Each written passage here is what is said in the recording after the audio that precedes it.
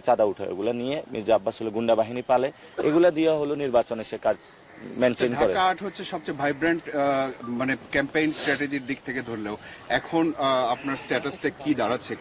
কয়েকটা দিন আছে যে আপনি কোন অবস্থায় আছেন বর্তমানে? আমি ভোটারদের কাছে যাচ্ছি, আমি তো বলতে পারবো না যে আমি ইলেকশনে জয়ী হব, এটা মির্জা আব্বাসও বলতে পারবেন না উনি ইলেকশনে জয়ী হবে, যদিও উনি মাঝে মধ্যে বলার চেষ্টা করেন। তো আবার যখন ফিল্ডে নামেন তখন অবস্থা ব্যাগতিক দেখে আবার বাসায় চলে যায়, চিন্তা করেন যে না এটা তো ভোটাররা বলবে, তো যারা ভোট দিবে তারা এবার সিদ্ধান্ত নিবে। তো আমরা আশা করব যে আমার বিরুদ্ধে এমন কোন জায়গা হয় না হেনস্থ করা, আমাকে ছোট বেয়াদব বলা, সবকিছু করা হয়েছে, হেনস্থা করা হয়েছে।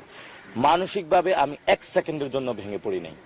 কেন ভেঙে পড়েন নাই? কারণ আমার কাছে যেটা মনে হয়েছে আমাদের ফাইটটা মাত্র শুরু হয়েছে। সংসদে গেলেও ফাইট হবে, বাইরে থাকলেও ফাইট হবে। বাংলাদেশ থেকে সন্ত্রাস, চাঁদাবাজ, দুর্নীতিবাজ ইনশাল্লাহ আমরা তাদেরকে বিদায় করব। মাত্র তো যুদ্ধটা শুরু হলো, যুদ্ধের শুরুতে যদি মানসিক চাপে পড়ে তাহলে তো কৌশলগত অবস্থান আপনার? এটা আমার রাজনৈতিক অবস্থান। কারণ চাঁদাবাজদের দমন না করলে গত 1 বছর যে নির্যাতন হয়েছিল, বাংলাদেশের ব্যবসা বাণিজ্যের উন্নতি হবে না। ব্যবসা বাণিজ্যের উন্নতি না হলে মানুষের চাকরি হবে না, চাকরি না হলে মানুষের কর্মসংস্থান হবে না, পেটে ভাত থাকবে না। সবাই দেখছিল যে মির্জা আব্বাসের সাথে একটা কনফ্রন্টেশন, ভার্বাল একটা স্টেটমেন্টের বিষয় আছে। আপনি শেষ পর্যন্ত তারেক রহমান মির্জা আব্বাসে যদি আসনে না দাঁড়ায় তো আমি তারপরেও হলো ওনার এগুলা নিয়ে বলতাম। উনি তো ঢাকার একটা গ্যাংস্টার, আপনি তো জানেন। দুনিয়ার সব ঢাকাতে আকাম কুকাম করে বেড়ায়, সন্ত্রাসী কাজ করে বেড়ায়।